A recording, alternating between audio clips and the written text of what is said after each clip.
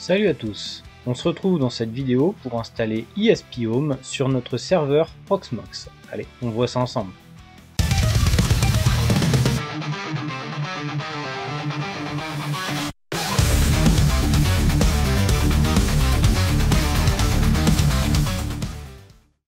Donc on va se rendre sur Helper Script et dans la catégorie Automation, on va trouver ici ESP-Home.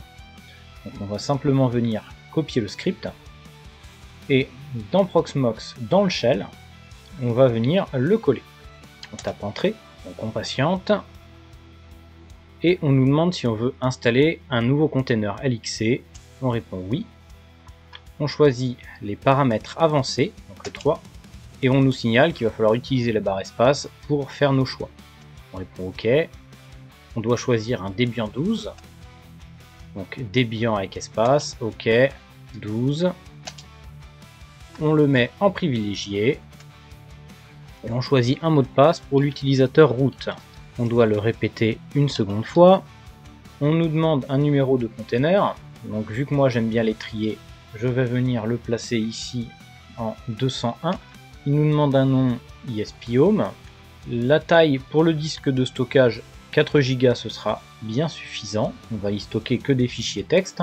Le CPU, c'est vous qui voyez. Un cœur suffit. Maintenant, pour faire certaines programmations qui peuvent être assez gourmandes en ressources, vous pouvez utiliser plus de cœurs. La RAM, je vais le passer en 2048 moi.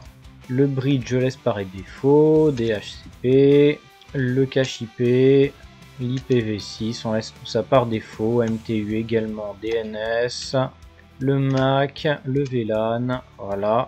On active l'accès route en SSH. Et on active le mode verbose pour l'installation. Est-ce qu'on est prêt à créer notre machine? Yes. Et on attend donc la fin de l'installation. Ça peut être un petit peu long.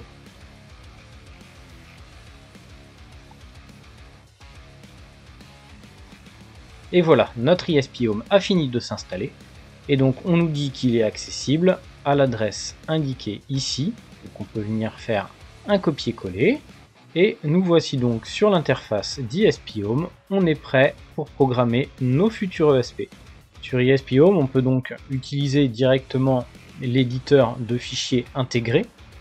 Donc quand on va créer un nouveau device, ça va nous créer directement les fichiers de configuration. Le fichier qui contient tous nos mots de passe, le fichier stickrate, va être créé lui aussi automatiquement. Par contre, si on veut pouvoir venir récupérer nous-mêmes les fichiers YAML, les éditer depuis un éditeur Notepad par exemple sous Windows ou autre, je vous conseille d'installer Samba. Pour ça, je vous redirige sur une de mes autres vidéos, comme par exemple celle qu'on a fait sur Docker ou encore celle sur Airclone. Inutile que je remette ici exactement les mêmes étapes. La seule chose qui va changer, ça va être le nom du dossier de partage. Donc je vous mets ça ici dans le petit au-dessus de ma tête. Il nous est aussi possible de créer un raccourci qui va nous permettre de nous connecter à notre serveur web ESP-Home directement depuis le menu latéral de notre Home Assistant. Donc pour le faire, on va aller dans Paramètres, on va dans Tableau de bord, on fait Ajouter un tableau de bord et là on va faire Page web. Il ne nous reste plus qu'à ajouter l'URL. Donc c'est-à-dire notre adresse IP interne avec donc le port qui correspond à notre ESP-Home, donc ici le 6052. On fait suivant, on choisit donc un titre, ESP-Home, je vais lui dire moi Proxmox pour pouvoir l'identifier et on lui choisit une icône. Par exemple ici on peut mettre le logo ESP et est-ce qu'on veut l'afficher dans la barre latérale, on laisse valider ici. On peut cocher la case si on veut que seul l'administrateur puisse y avoir accès et on fait créer. Et donc ici sur le côté, on a maintenant accès à notre ESP-Home directement sous Home Assistant. Si on veut le déplacer, il va falloir aller sur notre pseudo en bas de page.